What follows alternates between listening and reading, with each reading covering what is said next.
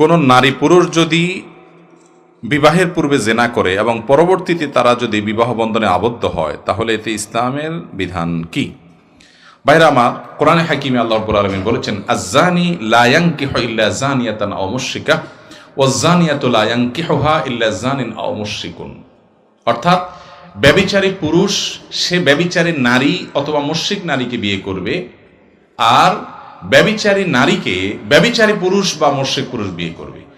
এই আয়াতের ব্যাখ্যা কি এ সম্পর্কে বেশিরভাগ মুফাসসিরদের মত হলো, এবং হাদিসের আলোকে যেটি বোঝা যায় তা হলো, যেখানে আল্লাহ তাআলা বিধান বলেন নাই, সংবাদ বলেছেন। অর্থাৎ সাধারণত যে জেনা করে, ব্যভিচার করে, বিবাহ বহির্ভূত রিলেশন করে, হারাম সম্পর্ক করে, যেটা আজকাল যুবকদের কাছে ডাল ভাতের মতো হয়ে গেছে, আল্লাহর ভয় পর্যন্ত নাই, এটা যে করে, সে যার সাথে এটা করে সে যদি এটাতে সম্মত থাকে তো সে নিজে একজন ব্যভিচারী হয়, কোনো ভালো মানুষ হতে পারে না।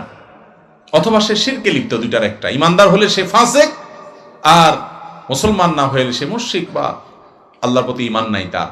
এরকম লোকের সাথে সে জেনা করে থাকে। এখানে আল্লাহ তাআলা সংবাদ দিয়েছেন, কেউ জেনাকারী হলে সে জেনাকারী মেয়েকেই বিয়ে করতে হবে, আর কোনো নারীকে বিয়ে করতে পারবে না।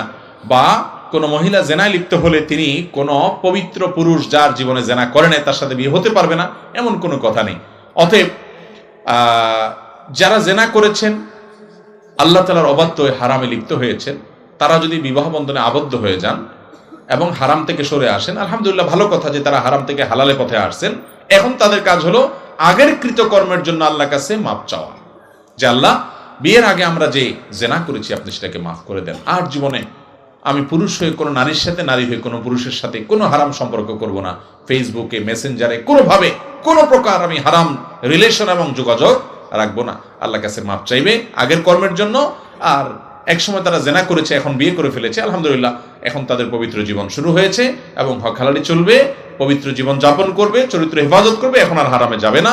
আগেরটার জন্য যদি মাপ চাবে যথেষ্ট, এটাতে কোনো অসুবিধা নাই। আর যদি তারা জেনা করার পরে কোনো নারীকে বিয়ে করে যে নারী পবিত্র, অর্থাৎ যার জেনার কোনো প্রমাণ নাই, তাহলে সেটাও জায়েজ আছে, কোনো অসুবিধা নাই। আমাদের অনেক ভাইরা আছেন, অনেক বোনরা আছেন, এখানে ভুল বোঝেন।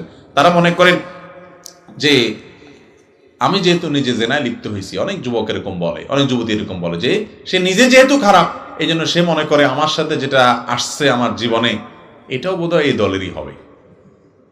মনে মনে বউয়ের প্রতি খারাপ ধারণা করে, আছে না নাই? এটা ভুল কথা। আল্লাহর নবী লূত আলাইহিস সালাম আল্লাহর নবী ছিলেন, অথচ ওনার ঘরে যে স্ত্রী ছিল তিনি, তার চরিত্র ভালো ছিল না।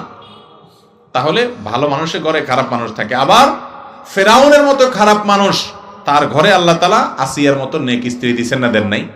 অতএব আপনার নিজের চরিত্র খারাপ দেখে আপনার বউটার উপরে ধারণা করবেন যে আমি যেহেতু এই গ্রুপের, আমার কপালে তো ওইটাই পড়ার কথা না। হতে পারে আপনি খারাপ হওয়ার পরেও আল্লাহ তাআলা আপনাকে ভালো মানুষ দিয়েছেন, হতে পারে না?